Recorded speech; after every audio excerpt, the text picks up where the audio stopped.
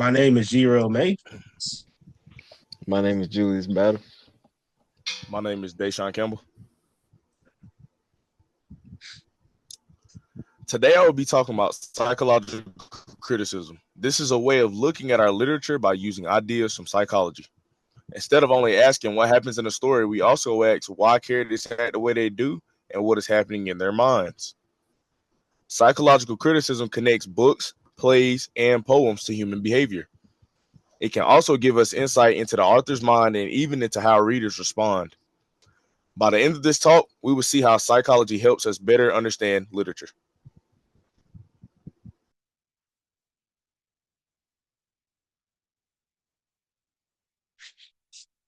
Psychological criticism studies inner thoughts, feelings, and desires. It asks questions like, what do the character wants, or what are their fears, and how do their childhood experiences shape, who you become. Um, the method started in the early 1900s. At the same time, psychology itself was becoming popular.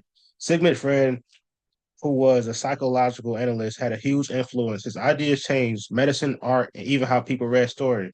This is where we begin with Fred. Okay, Fred said the mind has three parts.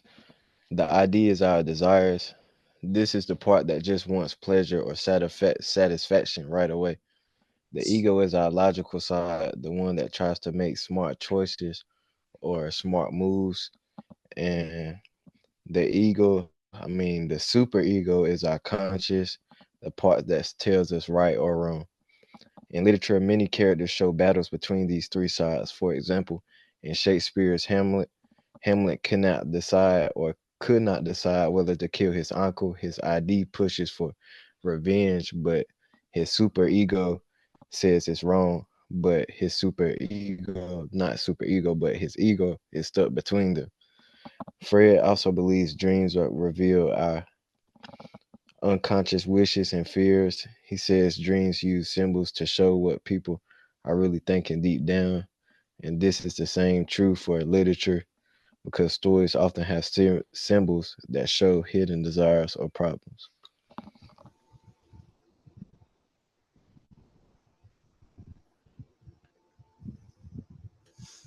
Here we have another slide of Carl Jung's contributions.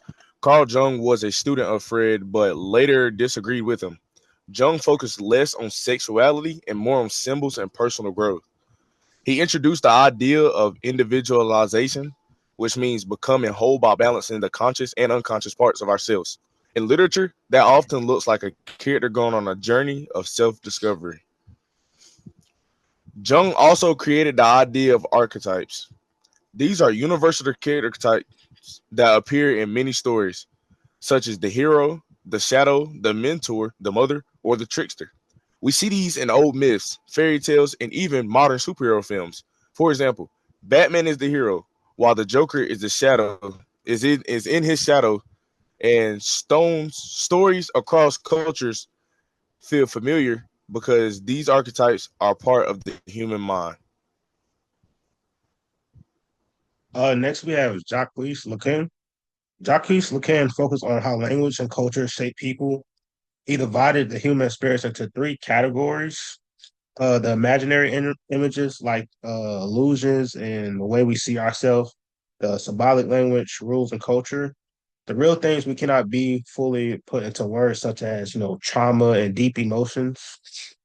In Hamlet, Lacan will not talk about the the apple desire, but also Hamlet's use of language to show his inner conflict.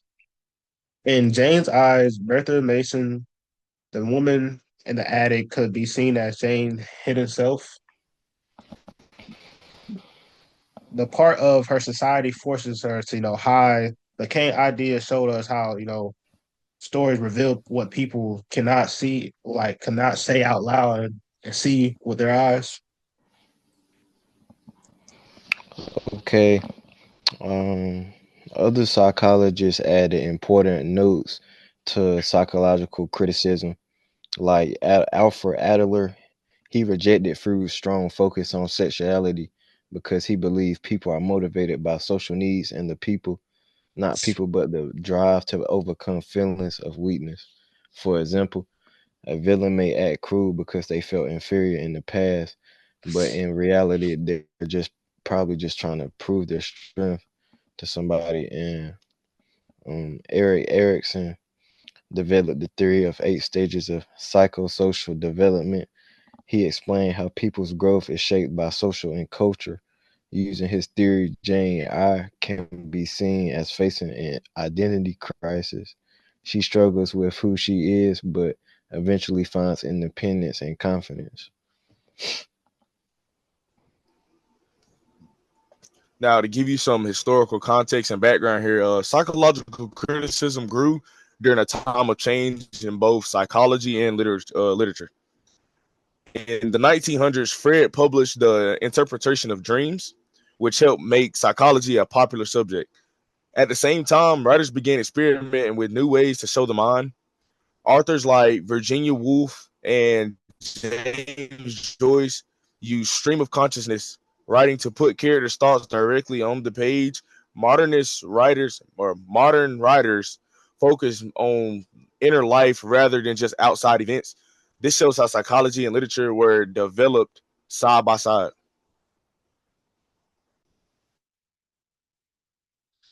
We have another case study here, Jane Eyre. Um, Jane is an orphan because she lost her parents. She grows up with, feelings of adornment, and low self-worth. Her childhood at Gateshead Lowood School made her strong and, help, overcome her struggles. Later, Jane faces conflict in her love life with Mr. Rochester. Her eye wants to be with him, but her super ego tells her to protect herself and, just have self-respect. She chooses independence instead of giving in. Bertha Mason, Rochester's wife in the attic, can be seen as Jane's shadow. Using Jung's idea, using his idea, Bertha represents Jane's fears and emotions. Finally, Jane's growth in the story shows Erguson's, stage of identity development. She moves with confusion to independence and self-knowledge. This makes Jane Eyre a great example of psychological criticism.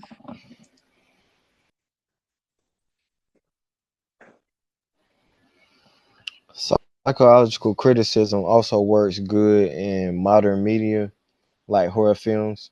Monsters are represented by fears. For example, zombies may symbolize a fear of losing control. And you can see this representation too in superhero films, how villains often act as a hero's shadow. And I say a good example of this is the Batman, and how some people think that the Joker is just a Batman once he loses control, that he's actually not a real, actual character.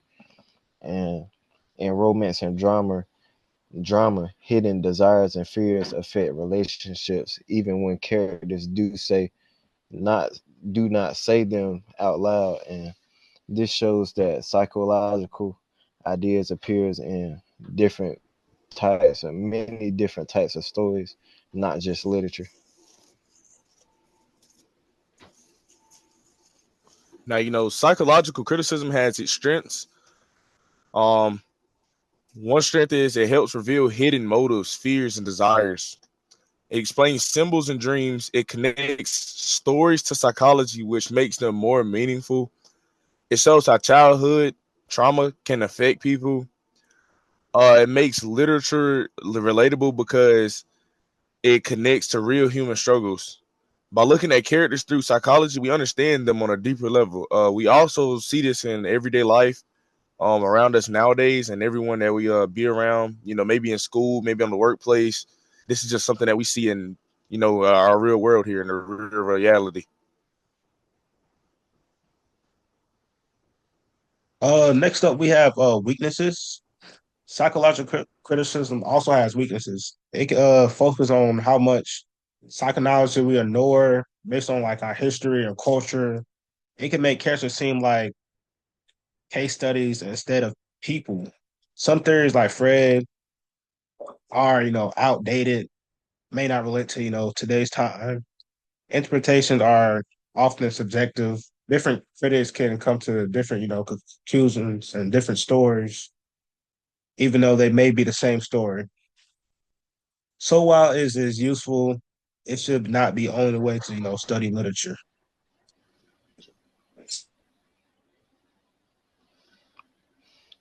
Okay, and in conclusion, psychological criticism reveals the hidden thoughts, desires, and conflicts in literature and childhood trauma and relationships. All of these things can all come together in deeply staged characters and their choices. And we see this too in dreams, symbols, and archetypes that reflect the unconscious mind. And this offers deeper insight into both characters and human behavior, which is best used alongside other critical approaches for a full understanding of the text.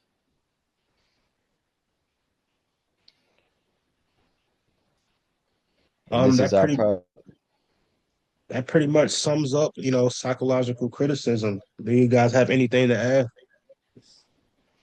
I think that'll be it for me.